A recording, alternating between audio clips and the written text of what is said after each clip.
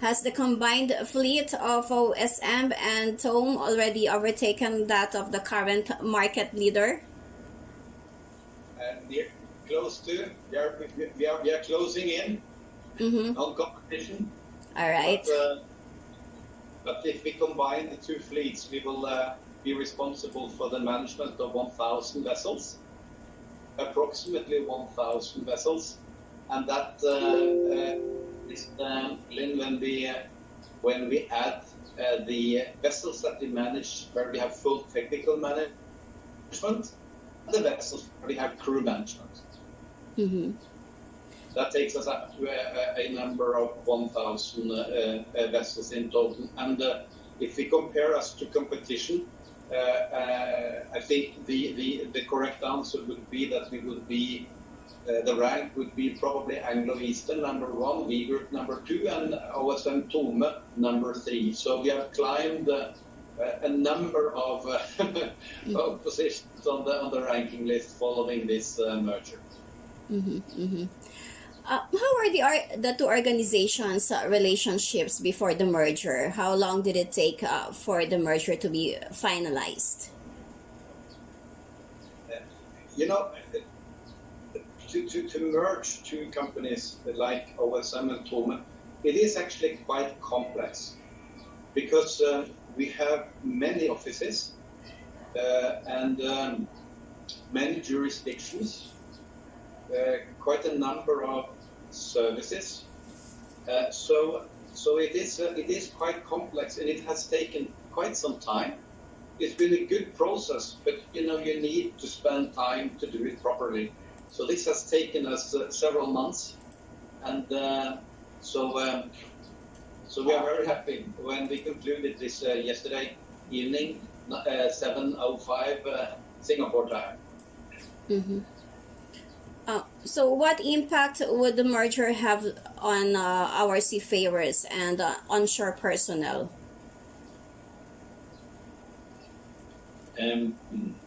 That's a good question. For the seafarers, you know, the size gives better opportunity for everybody, whether it's seafarers or shore-based. You know, we get better opportunity, career prospects, and all that. At the same time, we're also looking at the positive side from the seafarer side. Let's start with that. A growing fleet, a larger fleet, more opportunities, better market penetration, better position. So we see it as positive. And when we're looking at being now, you know, and we have a large pool in the Philippines, we are proud of, and we intend to develop. We're also present in 22 countries. So there are opportunities all over the place in the new organization, and that is required to meet all the challenges the industry is going through, being the fight for talents, being the cybersecurity issue, being the decarbonization, the greener shipping, and the digitalization percent. So this is a great opportunity for both sides of this. Both our seafarers, which we are very proud of, and our shore-based organization. Exactly, Olav, and also in the Philippines, with both Manila and Cebu, and the third place where it is in Davao. Yeah, will represent the biggest part of the combined company. So we have big organizations, more than 800 people. We are doing, you know, we are doing crew management and taking care of our crew, but we are also in the Philippines involved in other type of businesses. You may be familiar with our Nordic medical clinic. Yes, sir. Yes, sir. We have one clinic in Manila and one in Cebu now. Just opened a new one in Cebu early last year. Also, we have shared services, both companies, within accounting, finance, within procurement, within catering management, training of seafarers, trainings of chefs on board, etc. So it's a wide variety of let's say, services and people in our Manila and Filipino offices. For your clients, how do you envision this merger affecting them? And what about the industry as a whole?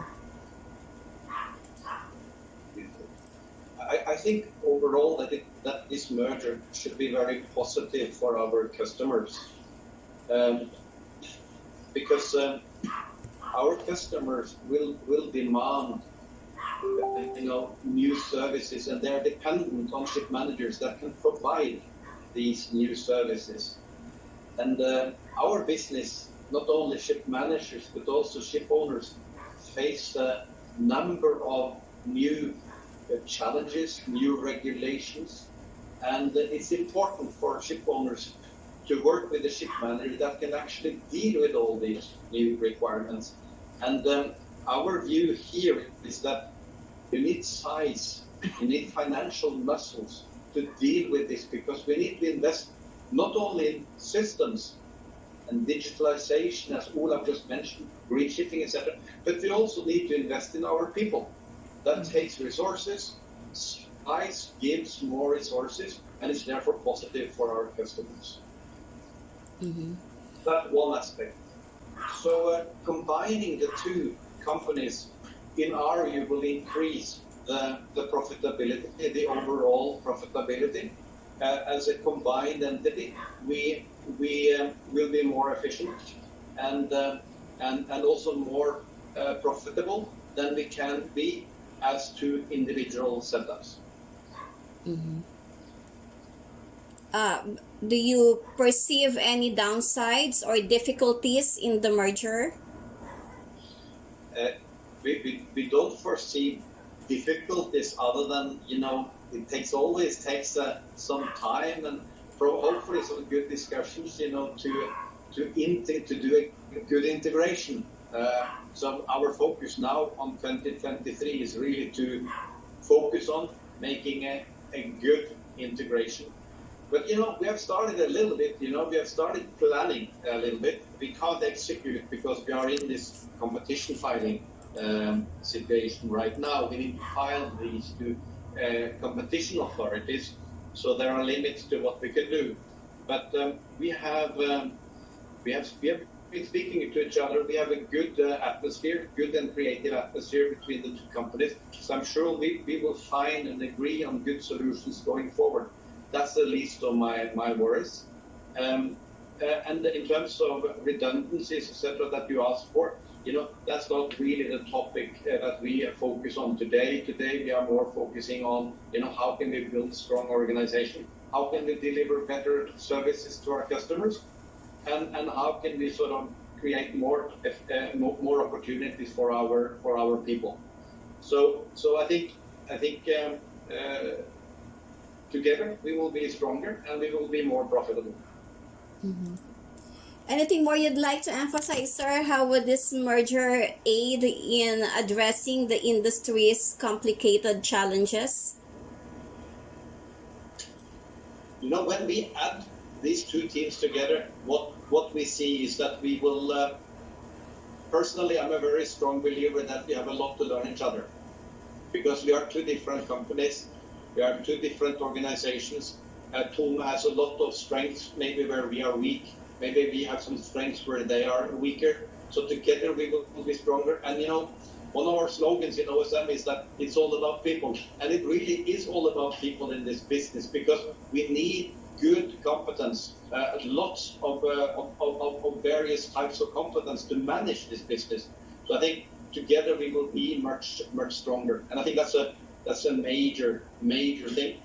Also, I would emphasize that the two companies are not that different, and if we in OSM, if we should sort of, if you look at this whole industry, and I think it goes for Thome and it goes for us, we are a perfect match. We have very much the same origin. We have this sort of Norwegian heritage, owned by two Norwegian owners. The focus we have on corporate culture, on corporate governance, on transparency, on sustainability, and also taking responsibility for the societies in which we operate.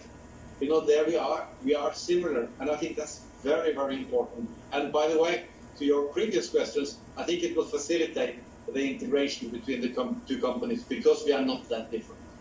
Mm-hmm. Maybe also hear from Mr. Nortun, Yes. Yeah. please. Yeah. Same question. Building on Bernard's picture, kind of drawing, painting, the biggest benefit or kind of what I agree is that the industry is getting more complex. Shipping industry is getting more complex. There are sanctions, there's more fines, there are taxes coming, there are carbon emissions taxes, there are decarbonization, the challenge in cybersecurity.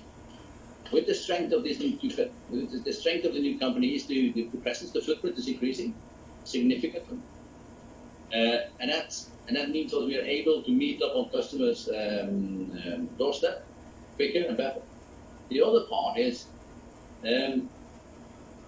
the size of the seafarers pool, kind of all the seafarers we have, is an important strength to build on.